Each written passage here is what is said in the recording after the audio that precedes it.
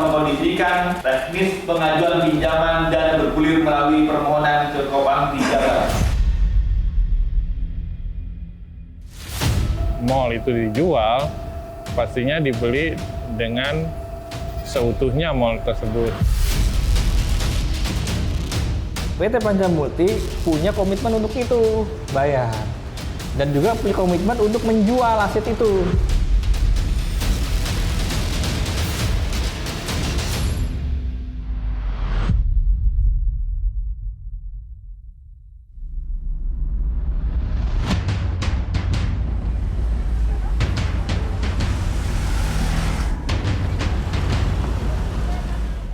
Bandung Timur Plaza kini tinggal cerita.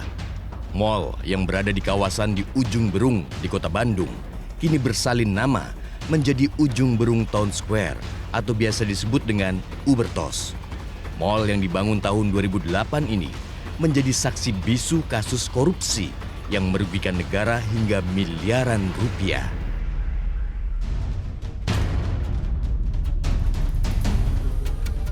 (15 September lalu, Komisi Pemberantasan Korupsi menetapkan Direktur PT Pancamulti Niaga Pratama, yaitu Stefanus Kusnadi, sebagai tersangka.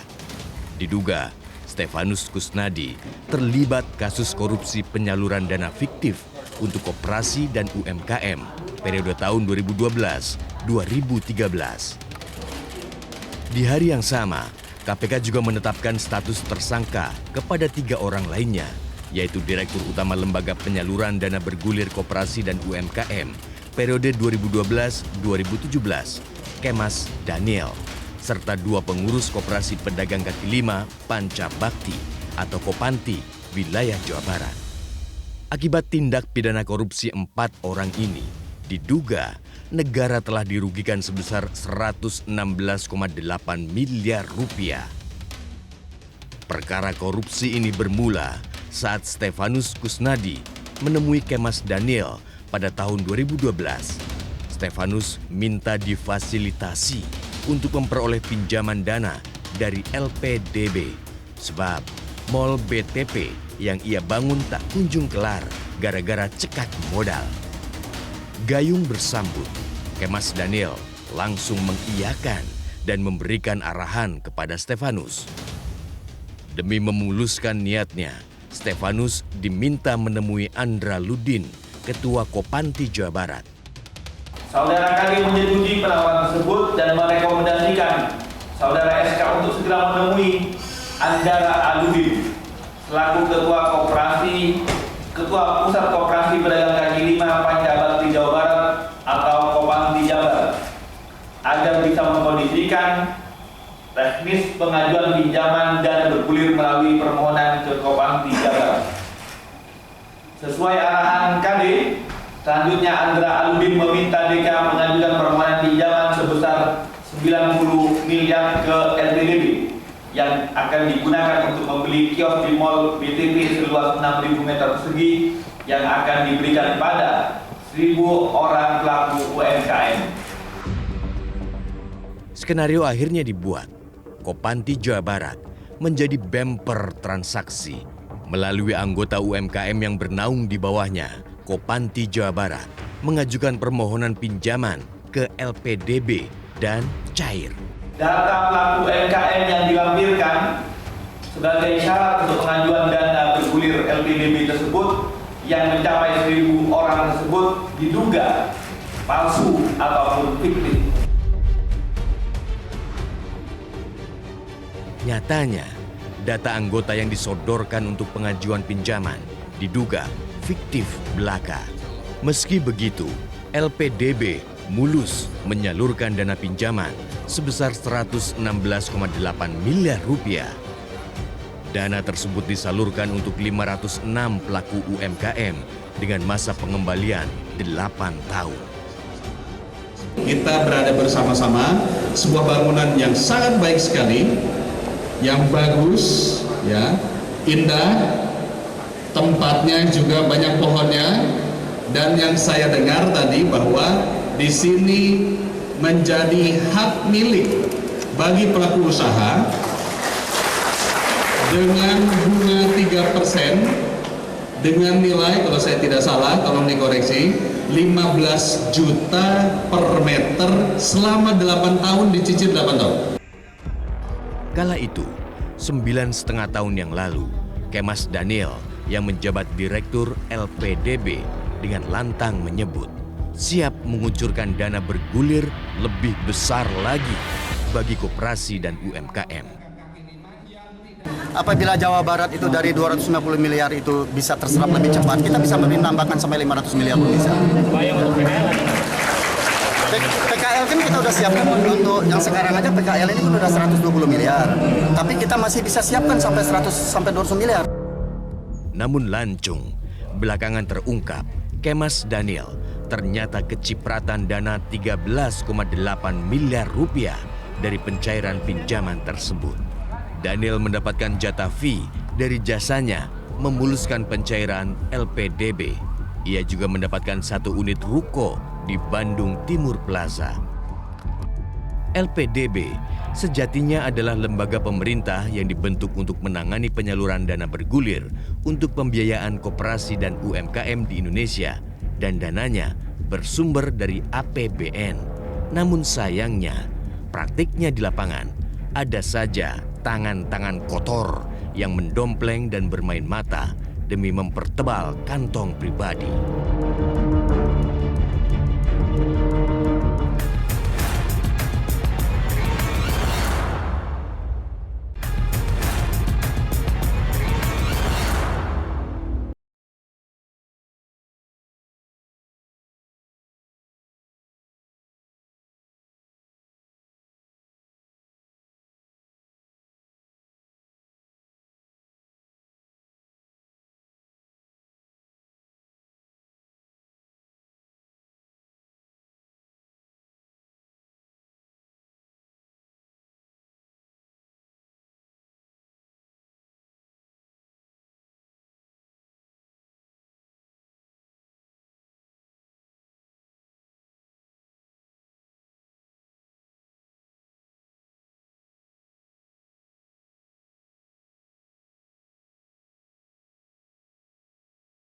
Menelusuri keberadaan kios UMKM yang ada di Bandung Timur Plaza atau Mall Ubertos. Namun lorong UMKM di sini sudah mati suri. Nah, inilah kondisinya. Ada 30 kios yang rata-rata ini berukuran yaitu 14 meter persegi. Di mana dulu di perjanjiannya ruko ini dibeli dengan seharga 255 juta rupiah yang nantinya menjadi milik salah satu pelaku UMKM. Nah, ada beberapa tempat lagi selain di lantai 1 ini, ada di lantai 2 yang sekarang menjadi wahana permainan anak. Di lantai 2 ada beberapa titik spot yang dulunya sebagai kios-kios dari mitra LPDB, yaitu di lantai 2.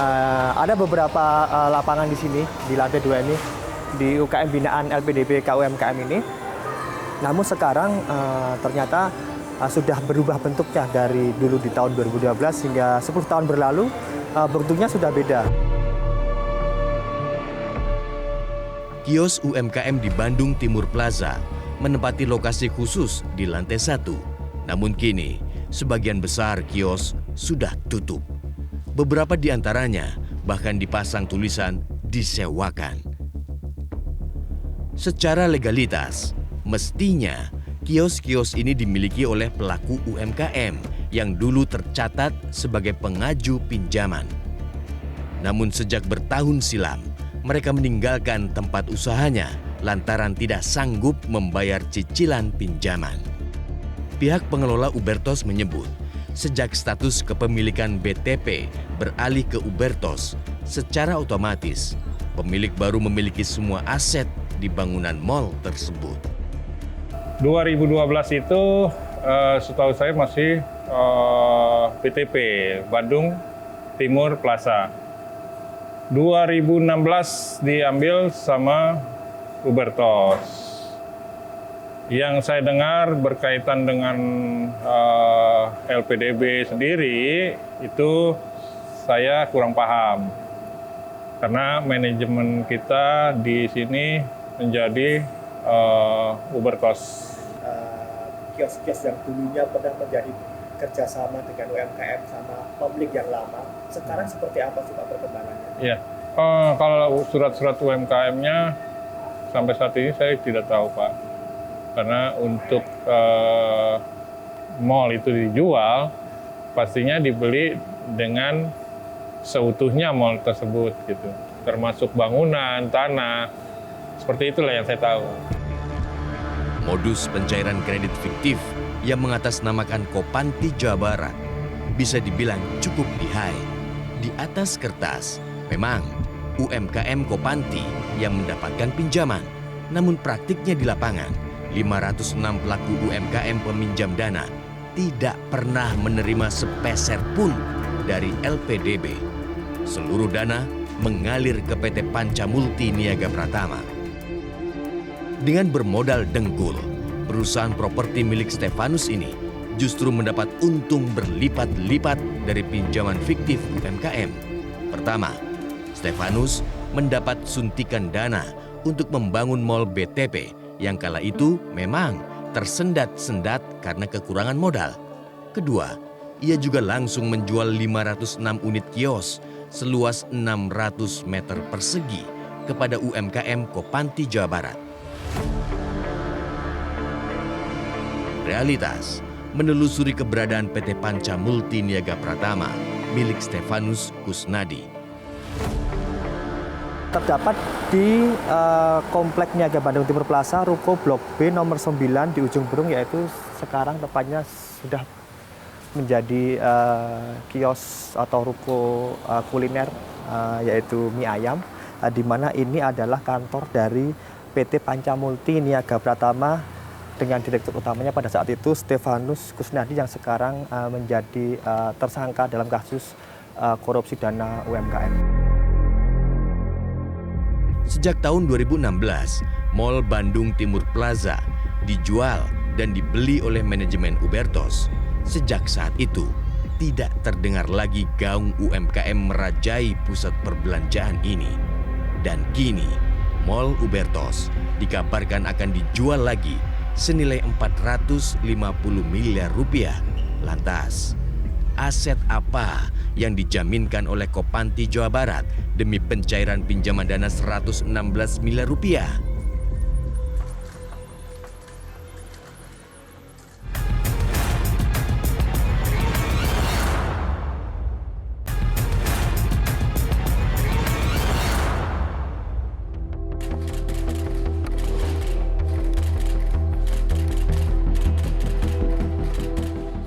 Skenario pencairan dana pinjaman UMKM fiktif dibuat begitu rapi dan terencana oleh para tersangka.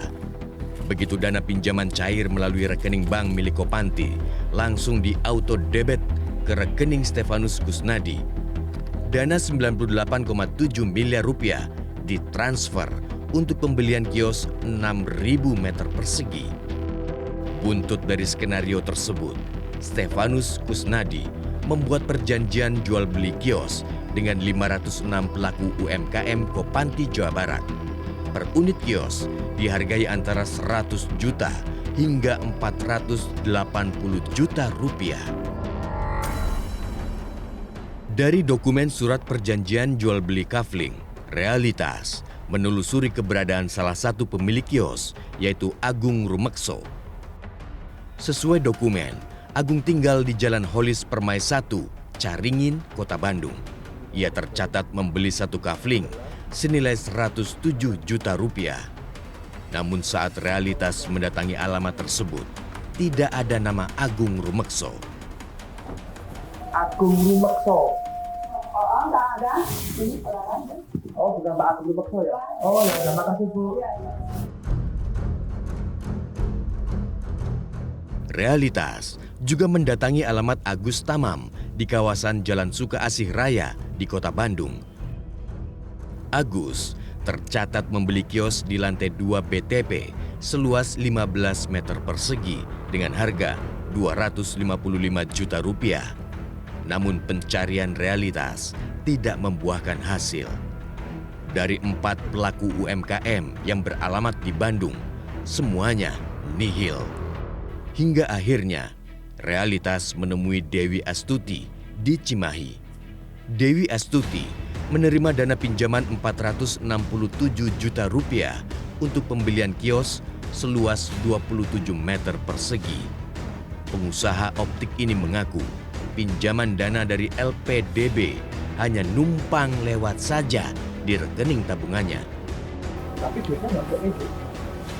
400 juta itu? Iya, jadi berbentuk cuma berbentuk kasih buku tabungannya nih udah ya, gitu harus dibayarkan seolah kita kan beli properti itu, dibayar sama BRI gitu.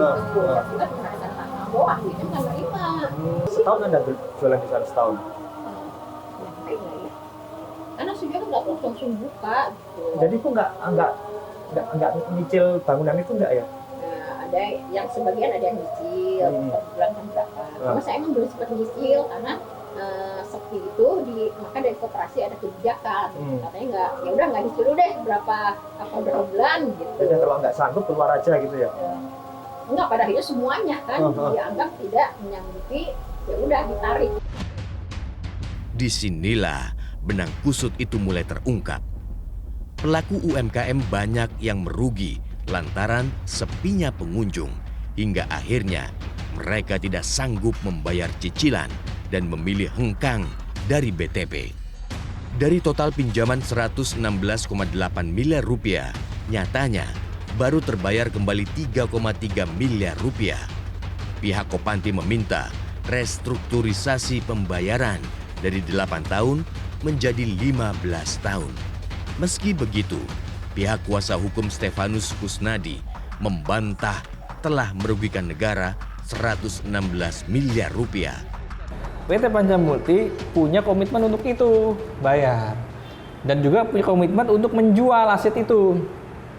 Hasil jual itu yang 6.000 meter yang menjadi jaminan hak tanggungan LPDB, hasilnya nanti untuk LPDB, jelas di situ komitmennya dan pernyataannya. Jadi kerugian negaranya kan mestinya belum terjadi, kan ada jaminan dan diperpanjang masih 2030 ya, kalau 15 tahun berarti kan, gitu kan.